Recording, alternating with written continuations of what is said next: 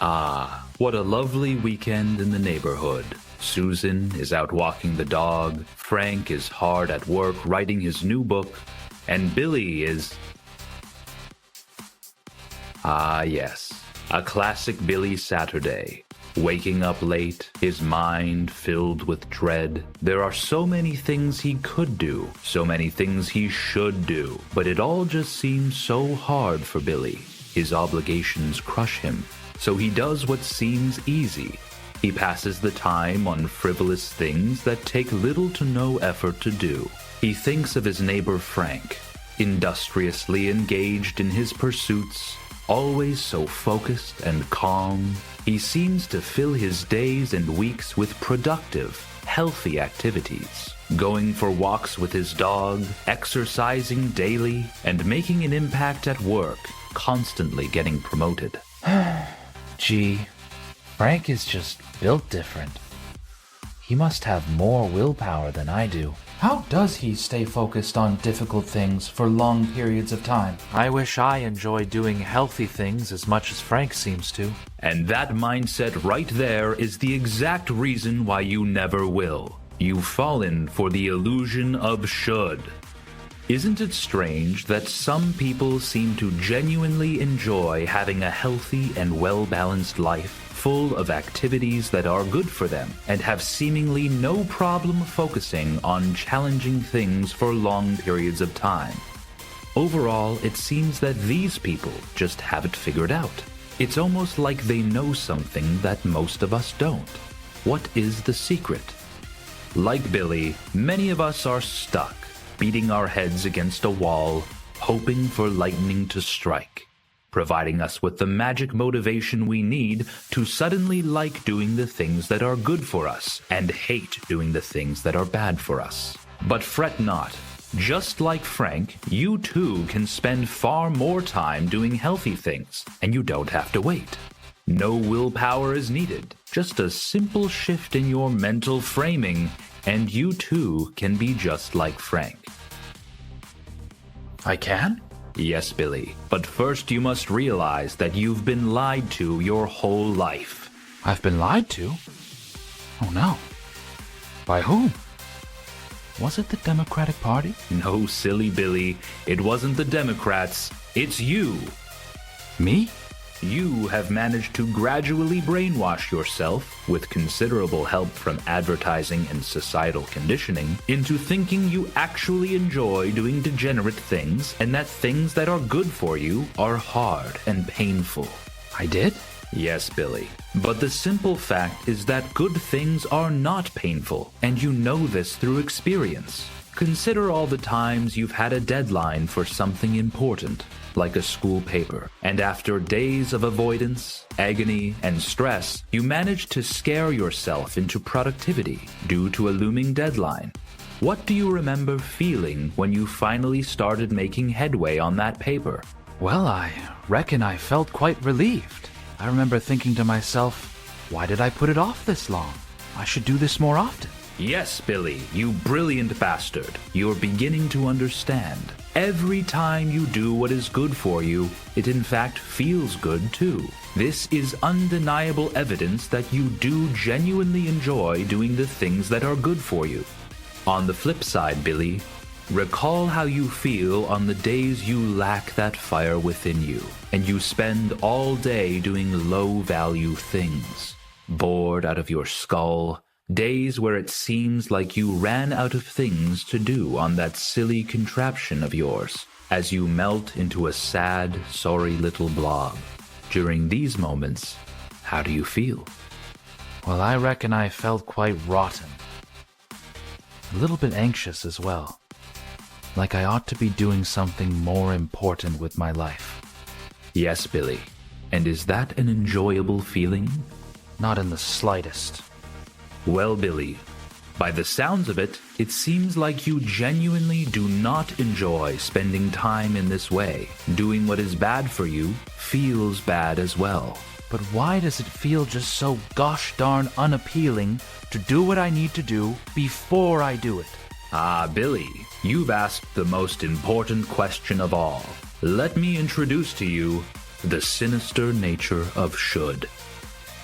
You see, highly ambitious people are rebellious by nature, wanting to rise above mediocrity and not be a sheep. This rebelliousness means we don't like it when somebody says, "You should do this." When an ambitious person hears authoritative language like this, they tend to do the opposite. I don't let anyone tell me what to do. We know, Billy. You are very strong and cool. But as you know, just like finally writing that paper, what we think we should do is often what we want to do anyways. It actually feels good to do what we need to do. So telling ourselves we should do it is no help at all, is it? What would you rather do, Billy?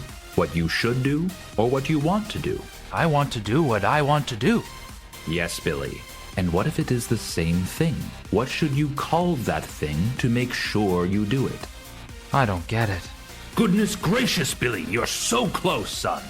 All I'm saying is that you don't have to play this silly little game with your mind anymore. You can simply do what you want. I can?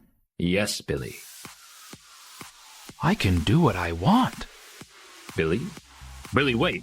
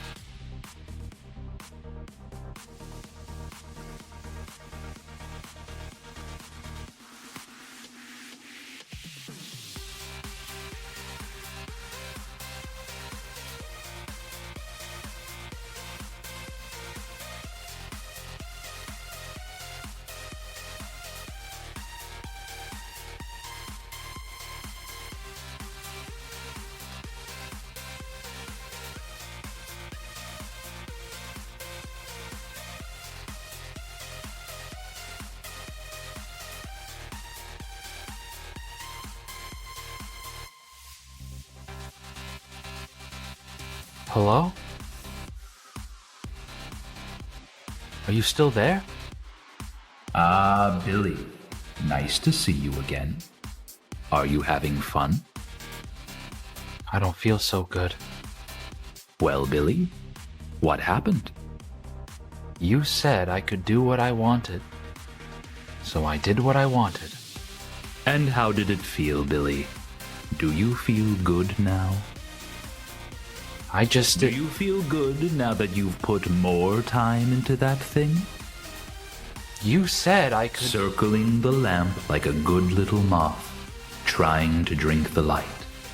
But your wings grow heavy as you flitter and flutter, alone in the dead of night. What? Sorry. Billy, don't you see you're confusing your true desires in life with compulsion? Companies all around the world spend billions upon billions of dollars every single year to make things seem enticing on the surface, but these things make you feel worse after having done them, instead of better. Doesn't sound very enjoyable to me. You see, Billy, they are traps of compulsion, but if you can identify these traps, you can avoid them. It's quite simple, Billy. You get it now, don't you? Let's go back to Frank, who you admire so much. Frank is able to properly identify what activities are truly fulfilling. He recognizes the difference between compulsion and genuine satisfaction. He fills his time with things that make him feel good as a person. He knows that draining 5 hours into a manufactured entertainment contraption actually doesn't make him feel good, despite what the marketing might say. So it's not that Frank has less fun. He actually has more. More satisfaction, more self-assurance, more happiness. When you have this proper context, when you see the truth, then you can simply do what brings you happiness and fulfillment through and through. Reflect on what these things are for you and your life and dive into them fully, guilt-free, free from the burden of fruitless moral imperative. You will naturally want to do the things you originally thought you only should do. You will begin to realize that you don't need more willpower to be like Frank. Willpower has nothing to do with it. It's simply living with clarity, with truth. When you do what you want and what you want feels good, you will know that you have unbrainwashed yourself. It will feel better to be you. The world is simply a better place when people aren't so confused about what makes them happy. Do you understand now, Billy? Where? Oh, Billy, you are capable of so much more.